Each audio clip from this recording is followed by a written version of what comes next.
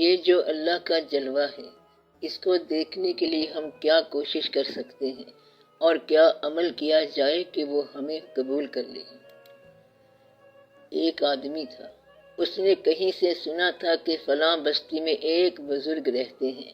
وہ شخص اس بزرگ کی زیارت کے لیے چلا گیا۔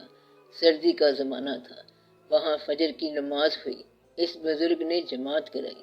یہ جو مہمان لوگ تھے، جب انہوں نے اس بزرگ کا تلفظ سنا تو زبر زیر کا فرق لگا، لہٰذا انہوں نے اپنی نماز الگ پڑھ لی، پھر سلام دعا کر کے وہاں سے چلے گئے۔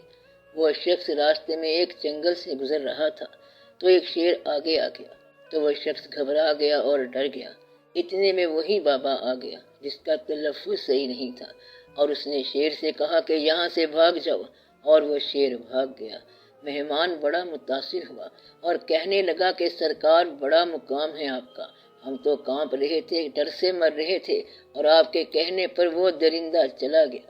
تو اس بزرگ نے کہا کہ تجھے اس سے کیا غرض ہے، تو صرف تلفظ صحیح کرتا رہے، تو جب آپ تلفظ کے چکر میں پڑے رہو گے آپ کو یہ کہانی سمجھ نہیں آئے گی۔ وہ آ کے چلے بھی گئے لیکن آپ کو پتہ نہیں چلتا۔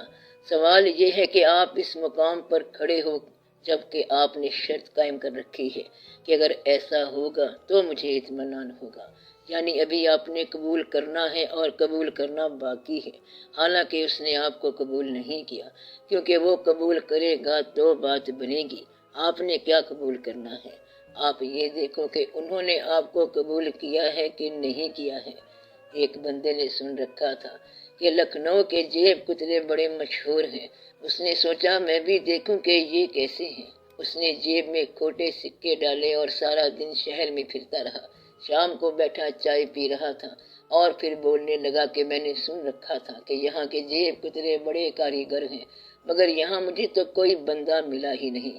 ساتھ ہی ایک بوڑھا بابا بیٹھا تھا، وہ کہنے لگا میں نے تیرے روپے 4 دفعہ گرم کیے ہیں لیکن ہر دفعہ کھوٹے ہی نکلے، پھر میں نے واپس تیری جیب میں ڈال دیے۔ تو بتانے کا مقصد یہ ہے کہ آپ کو ابھی تک قبول نہیں کیا گیا۔ قبول ہونے کا نسخہ میں آپ کو بتاتا ہوں۔ وہ لوگ جو ان منزلوں پر چلے ہیں انہوں نے 2 کام کیے، ایک تو اپنی زبان کاٹ کے پھینک دی اور پھر اس کو نکال ہی دیا۔ بعض اوقات تو بولے لیکن اکثر اوقات چپ رہے۔ مطلب یہ ہے کہ وہ راستے پر چل پڑے۔ جس کو آپ شعور کہتے ہیں یہ رکاوٹ ہے، کیونکہ یہ تو غرور ہے۔ دراصل وہ لوگ جو کسی منزل کی تلاش میں گئے وہ منزل تک نہیں پہنچے بلکہ راستے میں ہی مر گئے۔ یہ جو منزل کے راستے پر مر جانا ہے یہی تو منزل ہے، منزل اور کوئی نہیں ہے۔ وہ جس کے پاس جا رہے ہیں وہ تو لامحدود ہے۔ فراق بھی اصل میں وصال ہے، یار ملا کہ نہ ملا، مگر جس کو درد مل گیا اس کو سب کچھ مل گیا۔ یہ ہمارا ایک چشمدید واقعہ ہے۔ ایک بہت بڑے بزرگ کے پاس ہم لوگ بیٹھے ہوئے تھے، ان کی عمر 112 سال تھی۔ وہاں ایک نوجوان آدمی روتا ہوا آیا اور کہنے لگا کہ میرے دل میں بڑی خواہش ہے کہ میں حضور پاک صلی اللہ علیہ وآلہ وسلم کے روضے کی زیارت کروں، مگر موقع نہیں ملتا۔ اس طرح وہ شخص زاروں قطار روتا چلا گیا۔ وہ بزرگ بابا بہت کم بولتے تھے۔ کہنے لگے کہ سارے مل کے اس کے لیے دعا کرو کہ اس کو وہاں کبھی جانے کا موقع نہ ملے۔ یہ سن کر وہ آدمی چیخے مار مار کے رونے لگا اور بے ہوش ہو گیا۔ جب وہ ہوش میں آیا تو کہنے لگا کہ بابا جی میں نے اجازت مانگی تھی اور آپ نے میری اجازت روک لی۔ اس بزرگ نے کہا تم میری بات غور سے سنو، میں نے 14 حج کیے ہوئے ہیں، میرے سارے حج تو لے لے اور یہ درد مجھے دے دے۔ پھر فرمانے لگے کہ اصل میں یہی درد ہی زیارت ہے، اگر درد نہ ملے تو پھر سب باتیں ہیں جو آپ کہہ رہے ہو، اگر وہ سن رہے ہیں تو پھر آپ سناتے کس کو ہو، وہ تو خود موجود ہیں، یعنی کہ درد دینے والا ہی تو درد کی دوا ہے، پھر آپ سناتے کس کو ہو، کس سے شکایت کرتے ہو۔ اب آپ شکایت نہ کرو بلکہ اپنے آپ پر توجہ دو۔ پہلے تو اپنے آپ کو ایک آئینہ بنا، وہ خود نکل کے آئیں گے اپنے نقاب سے۔ پہلے آپ اپنے آپ کو پالش کرو اور کوئی لمبا چوڑا کام نہیں کرنا ہے۔ جب آئینہ چمک گیا تو اس میں تصویر خود ہی نظر آ جائے گی۔ بس دعا یہ کرو کہ اللہ قبول کرے اور اپنے محبوب پاک صلی اللہ علیہ وآلہ وسلم کی محبت عطا فرمائے اور جلوہ دکھائے۔ وہاں سارے محتاج ہیں، وہاں پر اپنے درد کی فریاد کر کہ تیرے در پر سوالی حاضر ہے۔ اس باری تعالیٰ کے در پر فریاد ہو اور محبوب خدا صلی اللہ علیہ وآلہ وسلم کی محبت کی درخواست ہو اور التجا ہو۔ نسیمہ جانب بطحہ گزر کن، زے احوالم محمد را خبر کن۔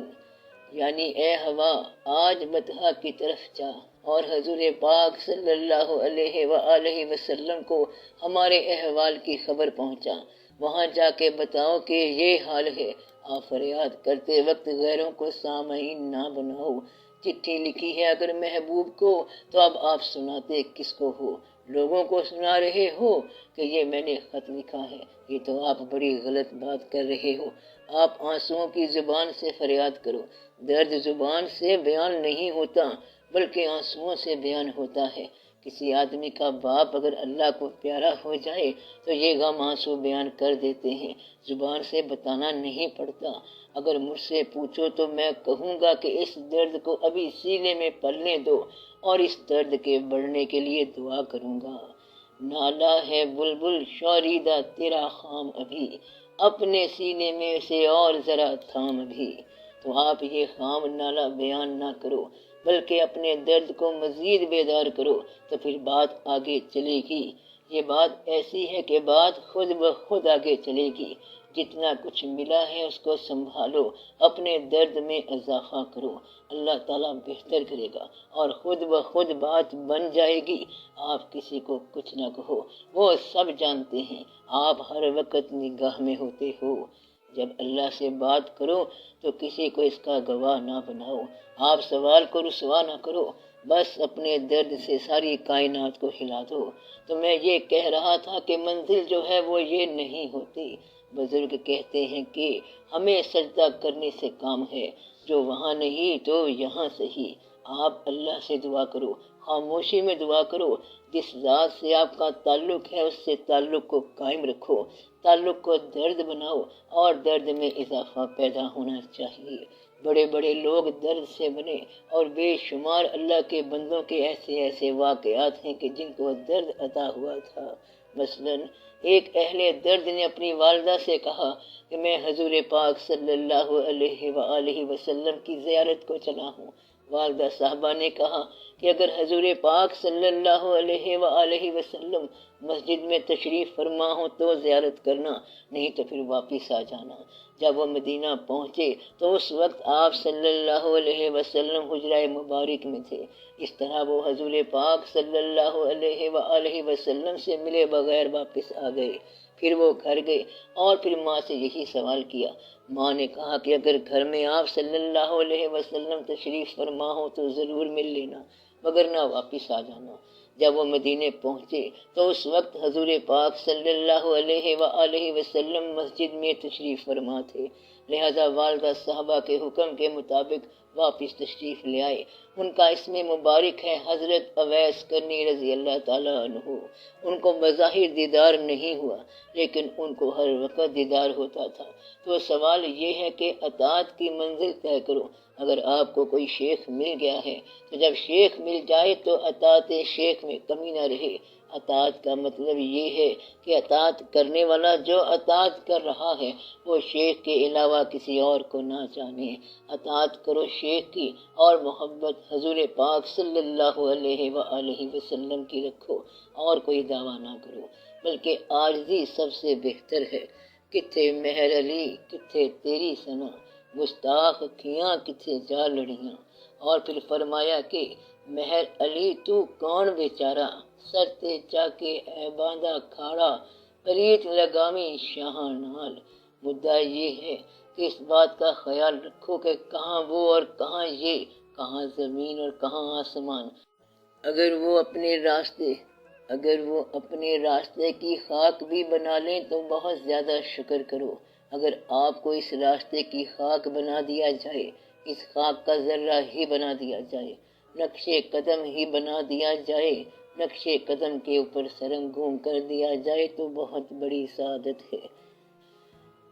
ساقی کی نظر سے اپنی نظر مل جاتی اگر، ہم جھکتے ہوئے پاؤں پہ گرے یوں محو ہوئے، مستی جو ملی ہم مست ہوئے، کچھ بھول گئے کہتے کہتے، میں خانے کے در ہم آ نکلے۔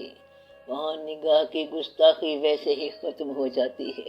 جو وہاں موجود تھے انہوں نے بھی آپ صلی اللہ علیہ وآلہ وسلم کا دیدار نہیں کیا، بلکہ ادب سے آپ پاؤں پہ ہی نگاہ رکھتے تھے۔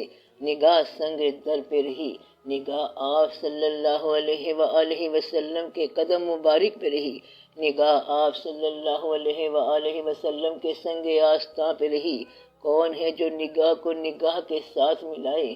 نہیں، ایسا کوئی نہیں ہے جو حضور پاک صلی اللہ علیہ وآلہ وسلم کو دیکھنے کے لیے ان کی نگاہ سے نگاہ ملائے۔ بس آپ یہ بات یاد رکھیں کہ حضور پاک صلی اللہ علیہ وآلہ وسلم کو دیکھنے کے لیے اللہ کی نگاہ چاہیے، اور اللہ کو دیکھنے کے لیے حضور پاک صلی اللہ علیہ وآلہ وسلم کی نگاہ چاہیے۔ مصطفیٰ آنکھ ہو خدا صورت، ہو خدا آنکھ مصطفیٰ چہرہ، صلی اللہ علیہ وآلہ وسلم۔ حضور پاک صلی اللہ علیہ وآلہ وسلم کی آنکھوں میں اللہ کا چہرہ ہے، اور اللہ کی آنکھ میں حضور پاک صلی اللہ علیہ وآلہ وسلم کا چہرہ ہے، اور باقی سب جو ہیں وہ مقام سرنگوں پہ ہیں۔ یعنی آپ صلی اللہ علیہ وآلہ وسلم کا نام آ جائے تو سرنگو ہو جائے۔ بس آپ گھبرانا نہیں، نہ پریشان ہونا، بے تاب نہ ہونا، اور اناؤنس نہ کرنا، یعنی اعلان نہ کرنا۔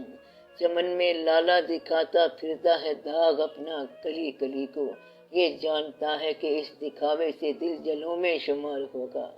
آپ کا کام فریاد کرنا تھا اور وہ آپ کر چکے۔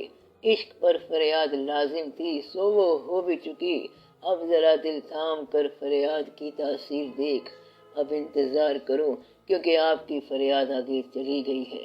یہ مقام دل ہے کہ الامان کہ فغاں گئی سوئے لا مکان۔ اب آپ فریاد کی تاثیر کا انتظار کریں اور دعا کے قبول ہونے کا انتظار کریں۔ اللہ کرم فرمائے گا۔ آمین یا رب العالمین۔